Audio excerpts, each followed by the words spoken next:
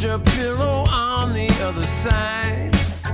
I got the room, it's got the view, but I ain't got a you. I ain't got you. Oh, I've got everything, baby. I ain't got you. Everything from A to Z. I ain't got you. But everything means nothing if you're not here with me. I got the house, it's on a hill. I'm living large and I got time to kill. I got the ocean, the lakefront too, but I ain't got you. Oh, no.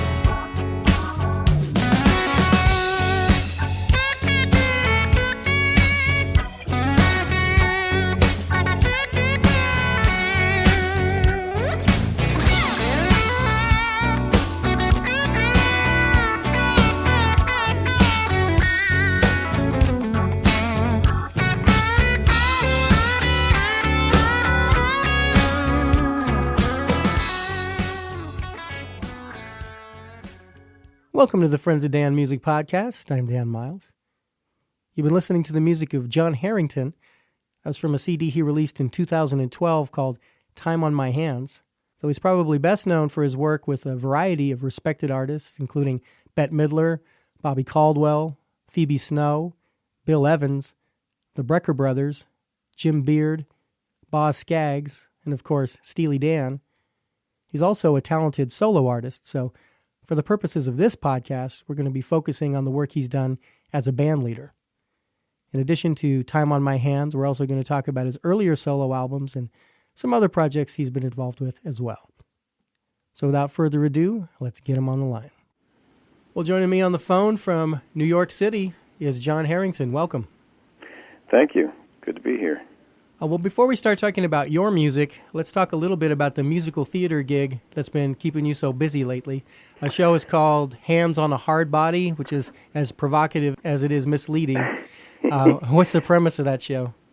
Well, it's based on a documentary that was done, I forget when, maybe in the mid-'90s, I think, about a contest in Texas where contestants competed to win a truck by seeing who could keep a hand on the truck for the longest time. Mm-hmm. You know, they would get 20-minute breaks every 6 hours or something horrible like that. And basically, they just had to stand with a hand on the truck, and whoever held out the longest would take the truck home. So I never saw the documentary. It's somewhat rare.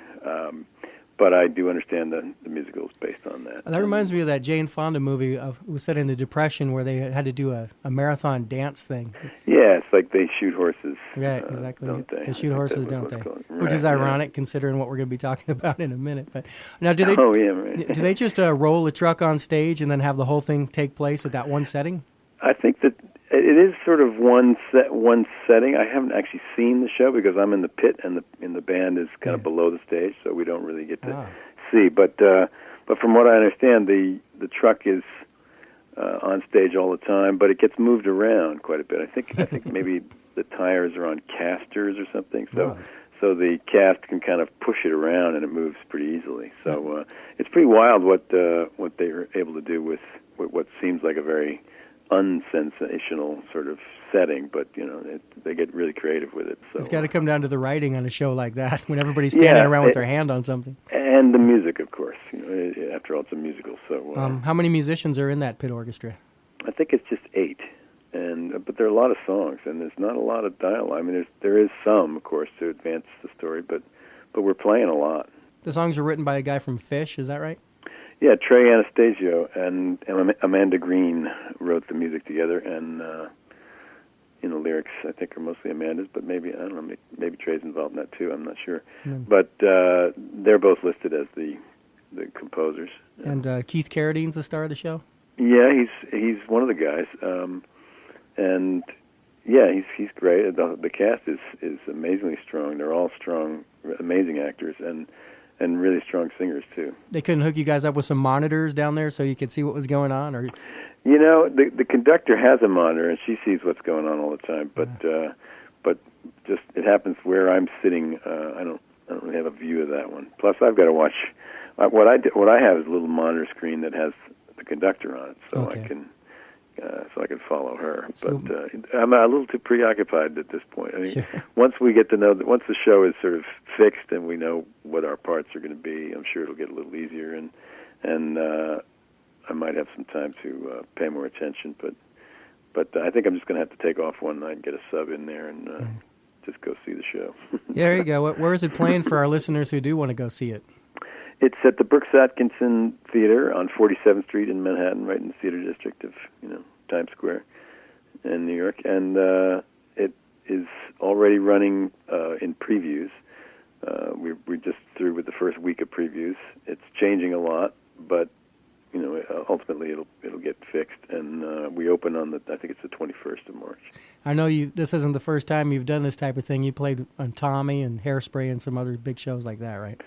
Yeah, I played Aida and a short-lived show, but pretty fun one called Violet, which was a little bit country music as well, sort of southern music as well.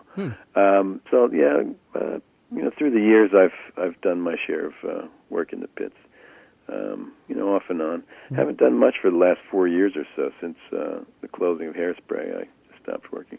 And even when I do have shows, I still tend to keep my road work happening, and I'm able to get somebody to replace me for the time when I have to be on the road. Because the road gigs are really more my bread and butter for the last 10 or 12 years now. So it's probably nice to have the stability of going to a gig that's at the same place every night.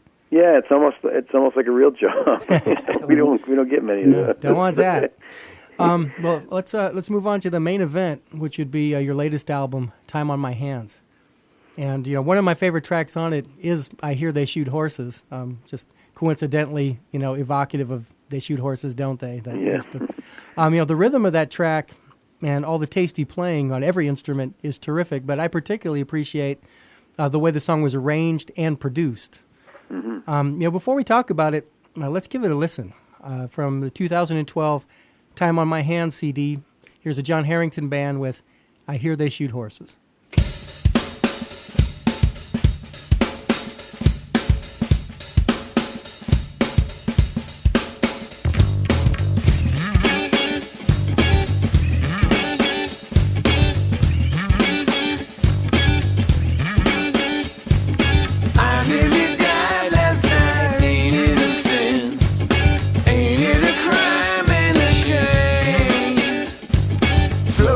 Champagne and sweet.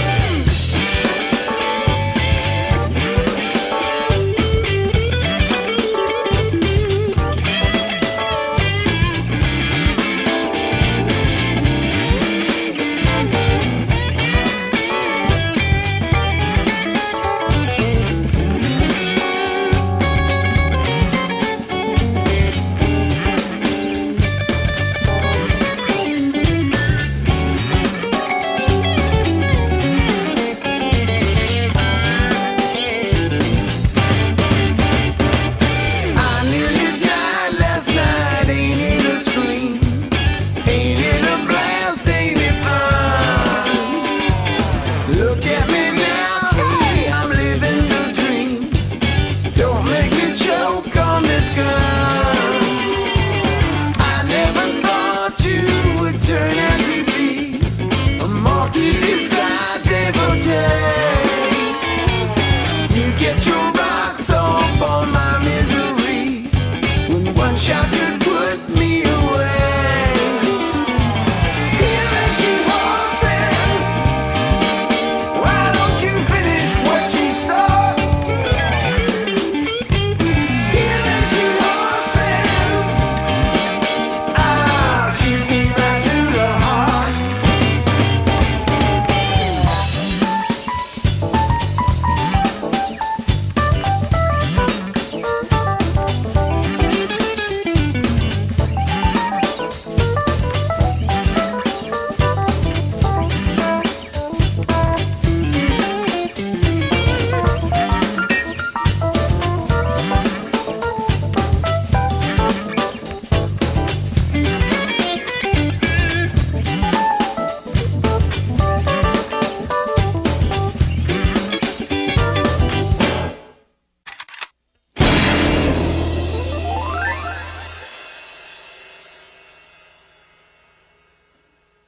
Well, the first thing we should mention is that no animals were harmed in the recording of that song, and hopefully no musicians either. No, we found a nice gunshot, though, at the end. Yeah, your guitar solo on that one is to me, is a quintessential example of how to play jazz chops with a rock attitude. And I also like all the bending you do underneath the vocals in the verses. It's one of the arrangement aspects I was referring to. It really lifts it up, and a lot of people wouldn't think to do something like that. I know you've been working with the same drummer and the same bass player for quite a while now, so do you want to run down your supporting personnel for us real quick? Yeah, Dennis Spantman is playing the bass, and we've been working together since probably the late 80s. Same is true of Frank Pagano, the drummer of the band. And we, through the years, we've done a lot of writing together and done certainly a lot of gigging together. There have been some years where it's been downtime and we haven't been as active. But we've definitely picked up the pace in the last couple of years, and the records are coming out more frequently, and we're just doing a whole lot more work in clubs and traveling a little bit to play as well, which is pretty new for us. How collaborative is the songwriting process? Are most of their contributions musical or lyrical? That's a good question. It has varied a great deal from song to song. There's no sort of set formula way that we approach a song. I remember, for instance, I think a tune on the Shine, Shine, Shine record, which I'm forgetting the name of it now. In Love with Love, it's called. Yeah, that one I struggled with the lyric. I wrote the music pretty easily and pretty quickly. It came together, and I liked it, and it was done. I knew musically, but I tried. I took a couple stabs at a lyric idea for it, and nothing felt right about it. So I just sent the track to Dennis, and I don't know, within a week or so, he had almost a complete lyric, and gave it back to me. And I did a little bit of editing on the lyric, but very little. I mean, I changed a couple lines maybe, and just small, minor variations. But essentially, that one was, my music and Dennis's lyric. But that's pretty unusual. That doesn't happen a lot. Often, it's, I do quite a lot of it myself, and then we'll sometimes ask someone else to sort of help me if I get stuck like that, Other times, and more recently, I've been meeting with Dennis just to write, starting from scratch, and we'll mostly we do well with it if we have a title. If we find a title, then we're kind of off and running. Yeah. And but absolutely the collaborations are musical and lyrical. I guess I'd say probably a little bit more lyrical, because the music comes much more easily to me than the lyric writing. So I usually have lots of options. But Dennis is a great springboard in terms of auditioning those options. And there are times too when Dennis comes in with a song idea, and then we work together on it. But so there've been many different ways of going about it, but it's I got to say it's the most fun part of the process of record making for me, the songwriting. It's something that it's relatively easy to do. We can do it sitting around in a room with a guitar. It's not technical like the recording process becomes, and it's not expensive. all you got to have is a little time to give. Yeah, and it's when the pure creativity comes into it. It feels really really great that way, just special and just simpler and more direct, than the other phases of it. Well, let's talk about a song on the new album that I think very effectively combines the old with the new, in the sense that while the music is sort of a classic rolling blues, the lyrical subject matter is distinctly 21st century. So that'd be the song E-Girl. Yeah, you're talking about E-Girl, of course.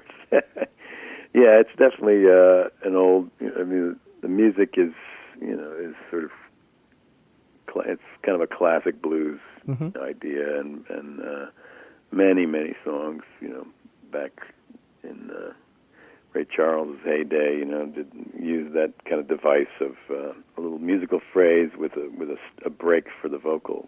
So pretty convenient way to do it, because you really showcase the lyrics. Of course, these days we all have friends who we only know online and we never actually meet in person, though a lot of that's just due to geography and the fact that we live in different parts of the country or even the world. But anybody with a computer can relate to this concept. So, definitely. Let's check that song out. It's from the same 2012 album. Here's E-Girl.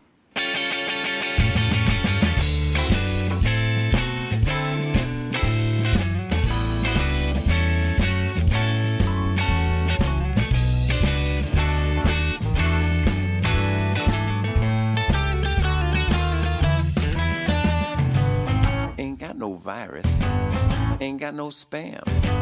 Got a big old hard drive and tons of RAM. Want to get connected? I filled out the form. I retyped my password. I'm getting warm. Bet you're sweet, I bet you're fine. Just one click will make you mine. Oh, E-G-I-R-L.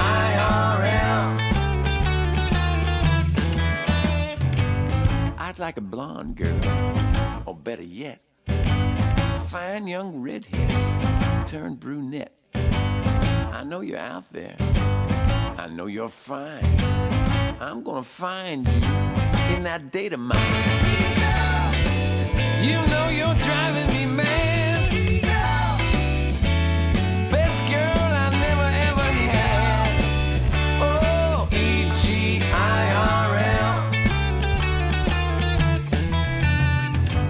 Like an instant message, I read my alerts. I got me a firewall. No one gets hurt. I sent you my profile. I sent you my pic. I sent you my preferences. So call me quick. Let's make love by the light of the screen. You're the cutest girl I've never ever seen. Oh, E-G-I-R-L.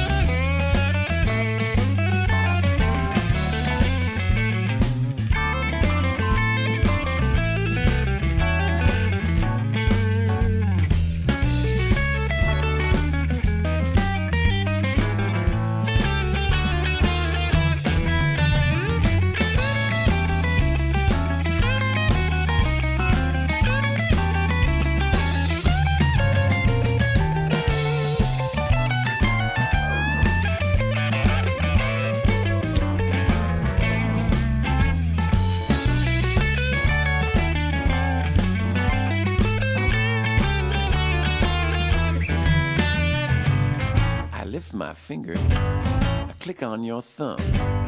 I push your button. Now here you come. Turn on your cookies. Throw me a crumb. Unlock your spyware, baby. 'Cause here I come. Can't touch you, but I'm so in love. You're the only girl I'm dreaming of. Oh, E-G-I-R-L.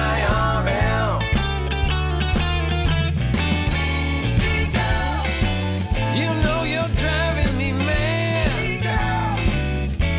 You're the best girl I